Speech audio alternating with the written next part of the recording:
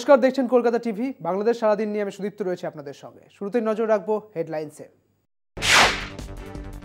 2023 সালে সমাজ ও নারী জাগরণে বিশেষ ভূমিকা রাখার জন্য 5 নারী পেয়েছেন জয়িতা সম্মাননা। তাদের হাতে পুরস্কার তুলে দিয়েছেন প্রধানমন্ত্রী শেখ হাসিনা।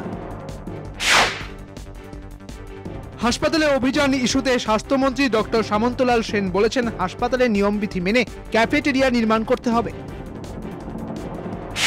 ঢাকায় বায়ু দূষণের মাত্রা আগামী 1 বছরের মধ্যে কমানো যাবে, এমন আশা পরিবেশ, বন ও জলবায়ু পরিবর্তন মন্ত্রী সাবের হোসেন চৌধুরীর।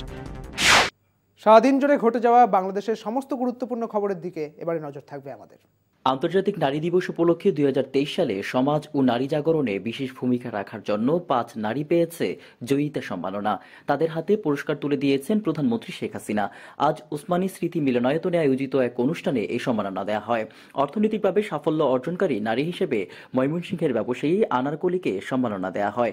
শিক্ষা ও চাকুরি ক্ষেত্রে রাজশাহীর কল্যাণী মিনজি, সফল জননী নারী ক্ষেত্রে সিলেটের চা শ্রমিক কমলী রবি দাস সম্মাননা পান। এছাড়া নির্যাতনের বিভীষিকা মুছে ফেলে নতুন উদ্যমে জীবন শুরু করে সাফল্য অর্জনকারী ক্যাটাগরিতে বরগুনার জাহানারা বেগম এবং সমাজ উন্নয়নে অবদান রাখার ক্ষেত্রে খুলনার পাখি দত্তকে জয়িতা সম্মাননা দেওয়া হয়। নারী উদ্যোক্তাদের জন্য বিশেষ ছাড় দিয়ে অল্প সুদে ঋণ দেওয়া হচ্ছে, যাতে মহিলারা নিজেরা কাজ করতে পারে, সেই ব্যবস্থাটা আমরা করে দিয়েছি। সেই সাথে সাথে আমাদের অর্থনৈতিক অঞ্চল যেগুলি গড়ে তুলছি, 100টা অর্থনৈতিক অঞ্চল, সেখানেও নারীদের জন্য আলাদা প্লটের ব্যবস্থা আছে।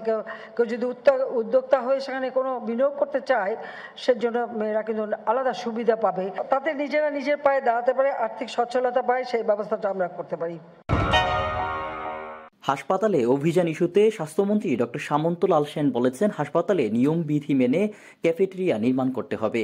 অভিযানে ক্যাফেটেরিয়ার অবস্থান, আউটলেট, ফায়ার এক্সিটিং সুয়ার আছে কিনা সেগুলো দেখা হবে। যথাযথ নিয়ম না মানলে জরিমানার পাশাপাশি কঠোর ব্যবস্থা নেওয়া হবে বলেও হুঁশিয়ারি দেন তিনি। শুক্রবার সকালে উদয়ন স্কুলে ডেন্টাল ভর্তি পরীক্ষা কেন্দ্র পরিদর্শন শেষে সাংবাদিকদের প্রশ্নের জবাবে ডক্টর সামন্তলাল সেন একথা বলেন। এ সময় বিডিএস আসন সংখ্যা বাড়ানোর ইস্যুতে স্বাস্থ্যমন্ত্রী বলেন, কোয়ালিটি গুরুত্বপূর্ণ, শিক্ষার্থীদের ট্রেনিং এর সুযোগ না দিতে পারলে আসন সংখ্যা বাড়িয়ে কোনো লাভ নেই। হাসপাতালে আমরা ডেফিনেটলি দেখবো, শুধু ক্যাফেটেরিয়া না, আরো আনুষঙ্গিক যা আছে যে সেগুলো ঠিক মতো আছে কিনা সেগুলো আমরা অবশ্যই দেখব। হাসপাতালে ক্যাফেটেরিয়াটা কোন জায়গায় তারা অবস্থিত, তার এখানে আউটলেট কিরকম, যদি এরকম দুর্ঘটনা ঘটে কোনো সময় যেরকম ফায়ার এক্সটিংগুইশার আছে কিনা, এইগুলা সমস্ত কিছু ঠিক মতো আছে কিনা, যেগুলো থাকা দরকার ওইগুলোই আমরা দেখব। যদি কোনো অসঙ্গতি পান আমাদেরকে জানাবেন, আমরা ব্যবস্থা নিই। ঢাকায় বায়ু দূষণের মাত্রা আগামী 1 বছরের মধ্যে কমানো যাবে বলে এমন আশাবাদ ব্যক্ত করেছে পরিবেশ, বন ও জলবায়ু পরিবর্তন মন্ত্রী সাবের হোসেন চৌধুরী। তিনি বলেছেন, সুইচ টিপলেই লাইট অফ করার মতো দূষণ কমানো যায় না। বৃহস্পতিবার সচিবালয়ে ওয়াইল্ড লাইফ অলিম্পিয়াড কর্মসূচির উদ্বোধন শেষে পরিবেশ মন্ত্রী এসব কথা বলেন। বায়ু দূষণ কমাতে নানা পদক্ষেপ নেওয়া হয়েছে জানিয়ে তিনি বলেন, এরই মধ্যে পরিবেশ দূষণকারী 300-র মতো ইট ভাটা বন্ধ করা হয়েছে। রাজধানীর আশেপাশেও এমন ইট ভাটা চিহ্নিত করে অভিযান চালানো হবে বলে জানান মন্ত্রী। সাবের হোসেন বলেন, দেশে প্রথমবারের মতো ওয়াইল্ড লাইফ অলিম্পিয়াড আয়োজিত হচ্ছে। এতে বন্যপ্রাণী সংরক্ষণ সম্পর্কে শিক্ষার্থীদের সচেতন করা হবে। এই কর্মসূচি চলবে 5 মাস ব্যাপী। ঢাকার যে বায়ুর মান আছে এটাকে আমরা অগ্রাধিকার দিচ্ছি এবং আমরা সেই ইট ভাটাগুলিকে চিহ্নিত করছি যেগুলোর কারণে সবচেয়ে বেশি ক্ষতি হচ্ছে, এবং সেখানে আমরা একটা এআই আর্টিফিশিয়াল ইন্টেলিজেন্সের মাধ্যমে আমরা সেটাকে আইডেন্টিফাই করছি।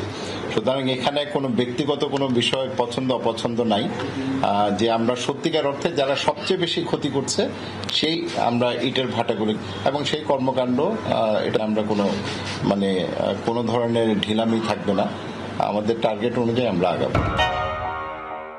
বাংলাদেশ সারাদিন আজ এই পর্যন্তই। দেখছেন কলকাতা টিভি, রাত 3, 7 দিন।